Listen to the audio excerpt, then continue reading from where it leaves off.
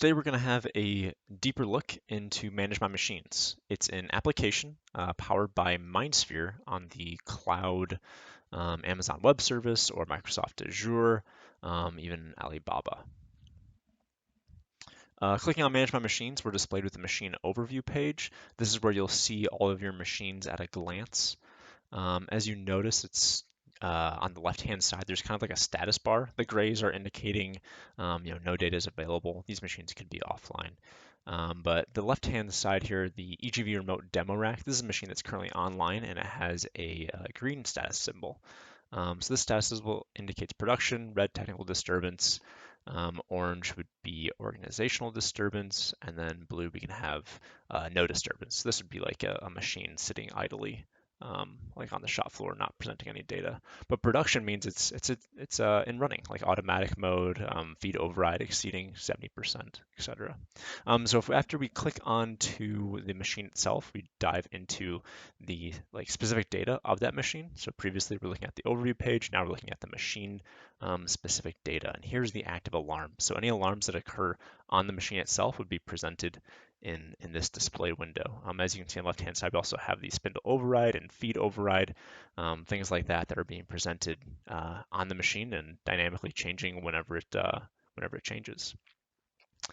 Clicking on the machine status, we can also see essentially the time sequence of what this machine has been doing over the past defined time interval. Right now we're looking at 48 hours, but we can also change this, and you have a couple preset options here. So let's look at the last 4 hours, for example. If we were to click this, just give it a second to load, we'll be able to see essentially the Gantt chart of what this machine's been doing the last 4 hours. And I find this pretty useful as well. But what else is interesting is the pie chart. So you can actually see the percentage itself. So imagine at the end of your shift, you're wondering how productive your machine was, for last 8 hours, for example. Here we're seeing 57% productivity in the last 4 hours. I think it's pretty cool, just a neat little feature. In addition, we also have the NC program status. So just like the machine status, you have the same field, same time sequence, same ability to create a pie chart. You can see essentially what your NC program has been doing, whether it's suspended, stopped, running, waiting, maybe the machine's off, etc. And then you also have the operation mode. So this is helpful for looking at the jog or automatic mode that's being enabled on the machine. So yeah. If an operator has a scenario of putting on a lot of automatic mode or jog mode or vice versa, you have that transparency to see what's happening.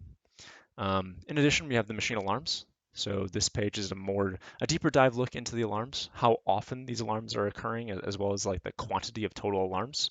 So if you have the same alarm occurring 100 times in a month, it'll be displayed and stored here, as well as the duration. So not only are these alarms being calculated as to how often they are pulled and displayed, but also how long they are lasting on the HMI itself of the controller. And you have the list of alarms, more technical information. So when the alarm occurred, how long it occurred, and then if you expand the little caret here, you can see some more detailed information pertaining to the alarm. And then lastly, we have the alarm filtering. This is the ability to filter out alarms that might not be necessary or interesting. So if the door is open, for example, and you don't want to collect that 100 times, you can always pull that out.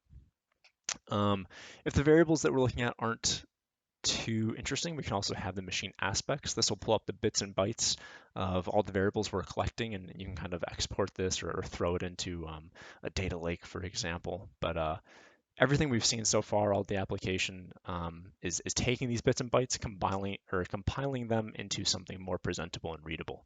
But if you're interested in looking at that raw data, we do have the export feature and functionality, so you can throw it into a JSON file or an Excel CSV file just as well. Clicking on these 3 dots, we can jump around to different locations. For example, the machine location. This is actually showing the longitude and latitude location of where the machine has been, set on on a world map. So you can see exactly where your machines are if you are a global scenario, or maybe you're selling machines and you want to keep track of your inventory. So it even goes down to street level. And then lastly, we have the shop floor view. This gives the ability to upload an image of your shop floor exactly and then you can, manipulate it and physically see where these machines are located on your shop floor. Jumping back into this little tab here, we can play around some more. We have the files, for example. This is automatic file uploading, so we can configure on the controller itself data and relevant information that you want to be uploaded to the cloud, so you have access to it.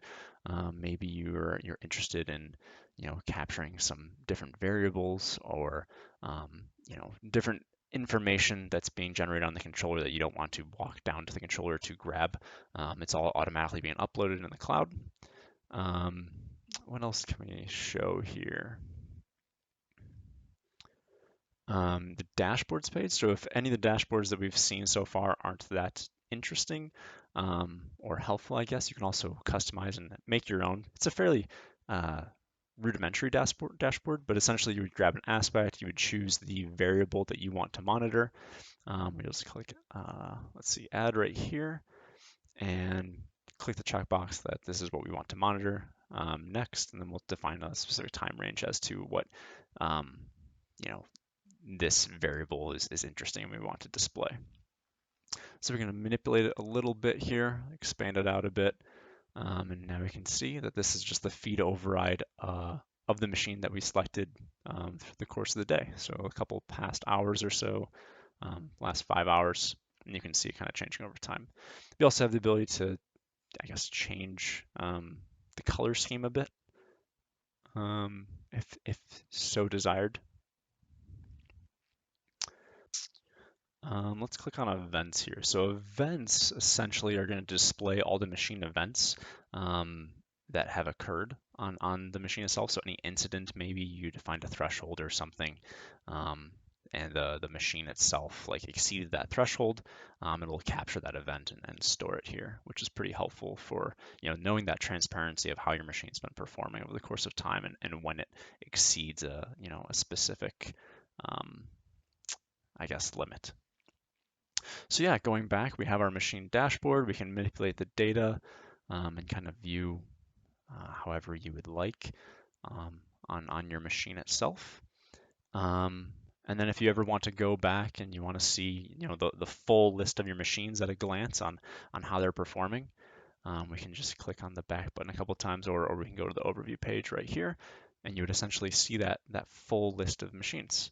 So yeah, at a glance, whatever machine you're viewing or whatever status the machines there are can be lifted or noticed on the left-hand window there. You can go from there. So the event-based triggers essentially, if it exceeds a specific threshold, it would throw an alarm, basically notification from the Manage MyMachines dashboard stating that this occurred and when it occurred. But in the same sense, if it's too low, so if you have your feed override at 0 for 10 minutes or so, maybe this is best practice that is frowned upon in the shop floor, and you want to do like a feed stop, activate that button. Basically the customization is up to you, and with each one of these thresholds, you can then have it notified within the event viewer. But yeah, so that was about it. Quick crash course in Manage My Machines. Again, it's an application on MindSphere. Hope you enjoyed it.